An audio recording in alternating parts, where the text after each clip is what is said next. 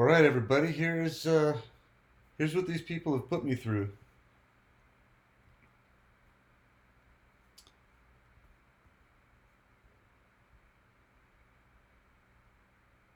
Here's my initial court date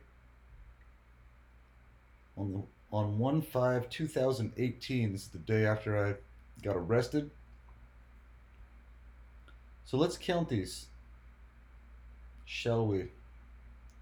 1, 2, 3, 4, 5, 6, 7, 8, 9, 10, 11, 12, 13, 14, 15, 16, 17, 18, 19, 20, 21, and tomorrow will make 22. Imagine that, 22. 22 appearances in the last year and a half that I've gone in for this court case, trying to get just the basic information from the Avondale Police Department, going through all this shit 22 times. Tomorrow will be the 22nd time. You know, it's so weird. That's the average veterans that are dying a day, or that have been dying since, I don't know, who knows how long.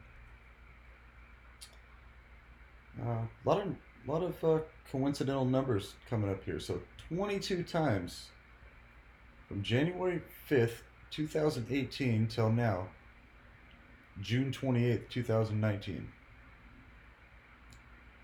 Been going through this for a year and 7 months now.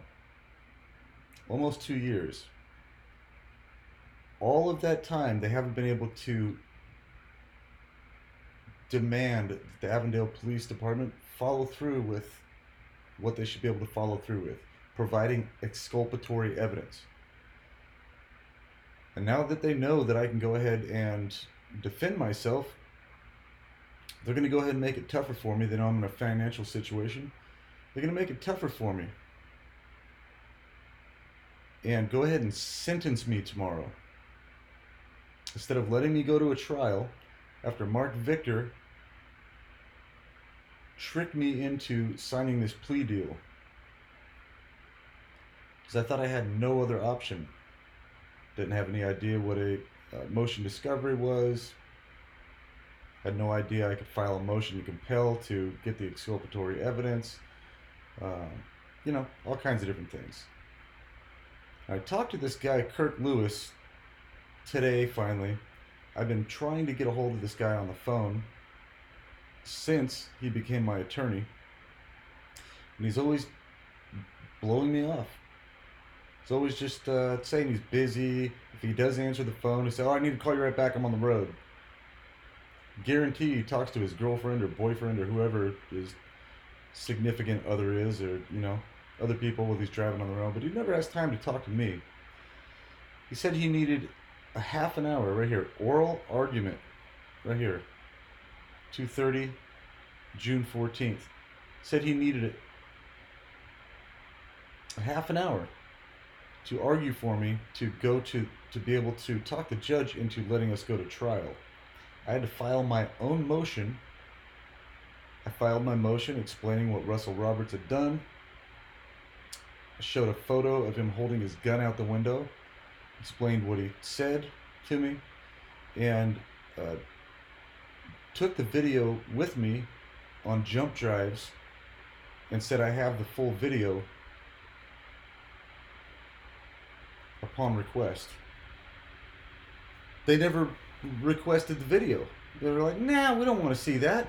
We don't want to see that. We're going to go ahead and sentence you even though you've provided this evidence." So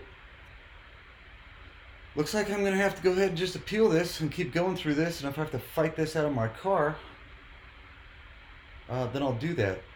I was willing to let this thing just go away if they drop it, but it looks like I'm going to have to start suing some people now. So I'll have to appeal this, and they'll put that in a different court, and I'll go in front of another judge. I have a feeling I'll go in front of Judge Fox next time, just a guess.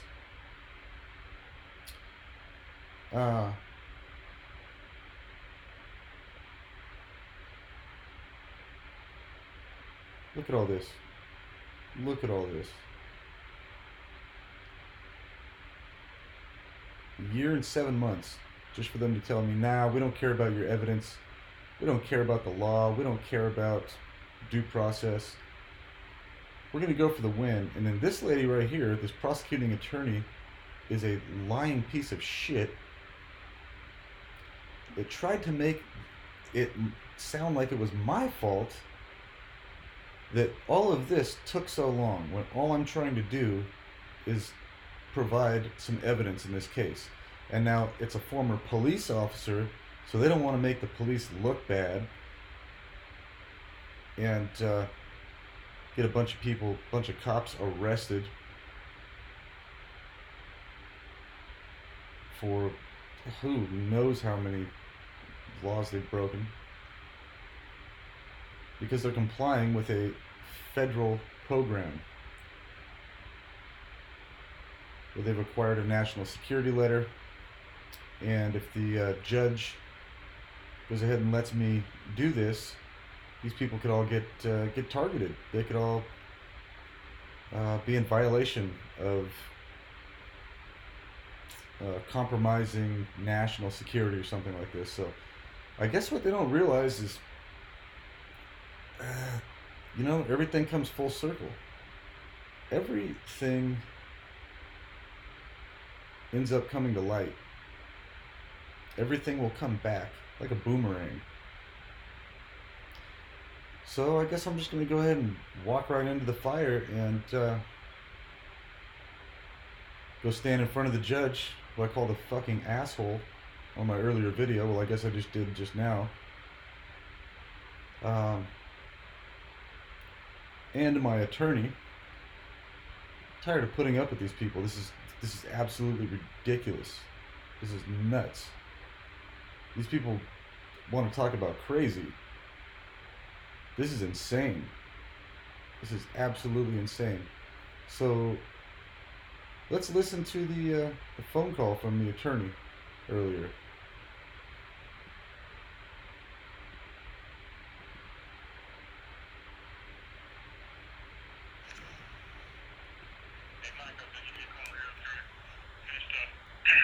Okay. Just I was gonna give you a call here in about 4. Start that over. Hey Mike, I was gonna give you a call here after I finished up. Okay. Just I was gonna give you a call here in about 4 or 5 minutes, but it worked out. You called right now, so I just finished my trial yesterday. I've been in trial every day for the last while, and that trial's over now. So it's good. What we're looking at is the judge. Were you able to pull up and see the minute entry? Nope. Okay, the judge denied our request and will be wanting to go forward with sentencing on Friday. So, which is tomorrow. You can still, your options are going to be to appeal that decision after the sentencing. Well, yeah, I should be able to appeal it because you never fucking called me back so we could go over things. You said you needed a half an hour to talk to him about it, and then you just stood there and mumbled and didn't go over. Okay. All right. No, I'm talking. Don't say anything else. What time do I need to be there? What time do I need to be there? The court is at 10:30. Man, fuck you. You're a fucking asshole. Okay, let's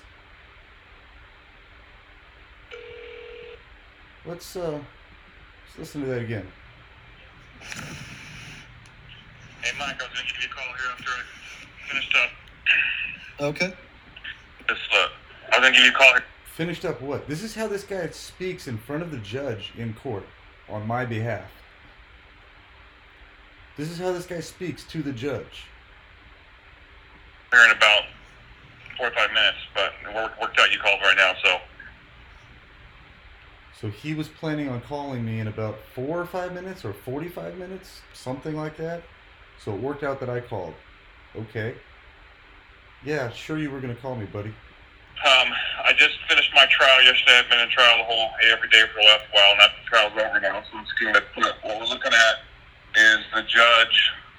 Were you able to pull up and see the minute entry? Nope.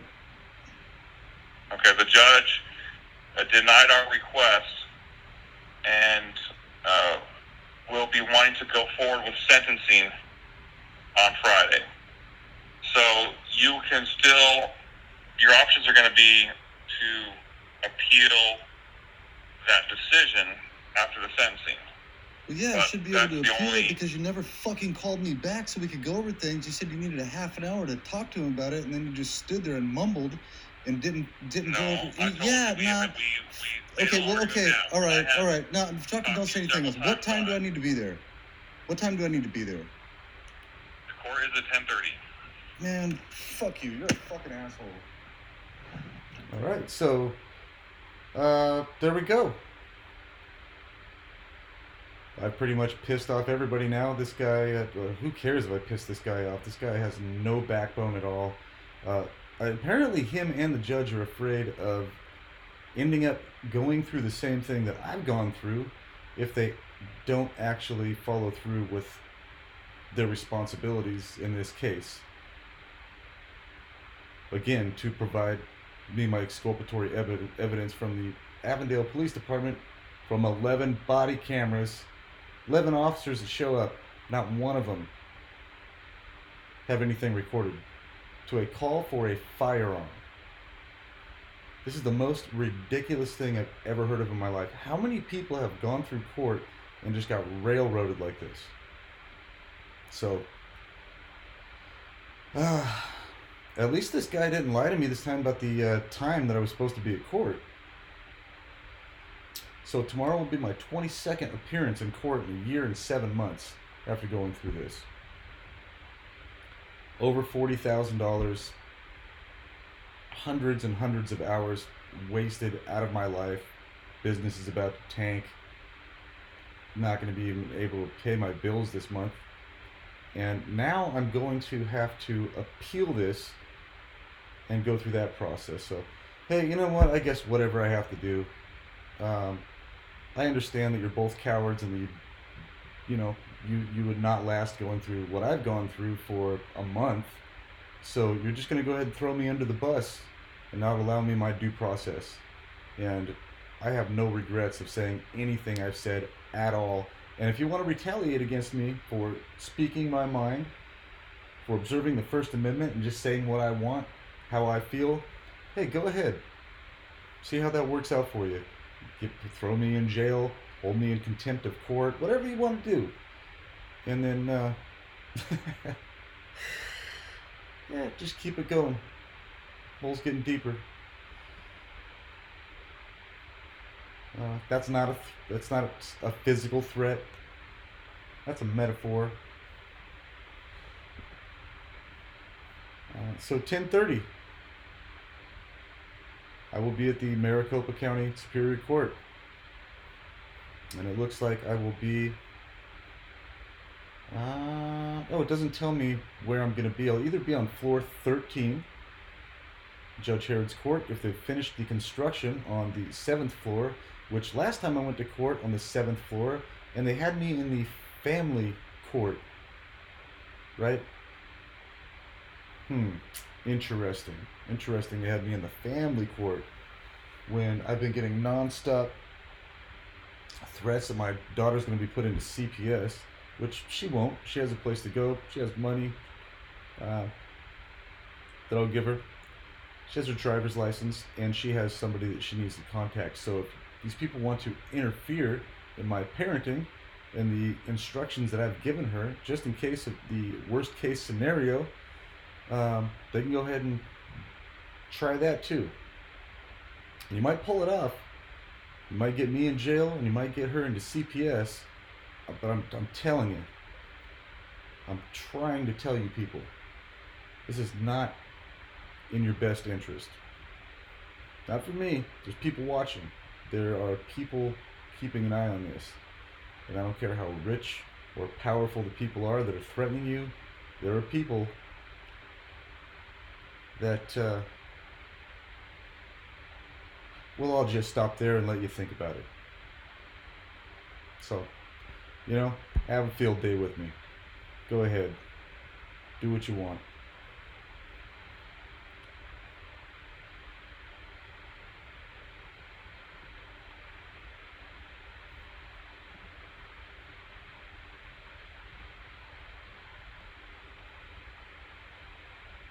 I'm out.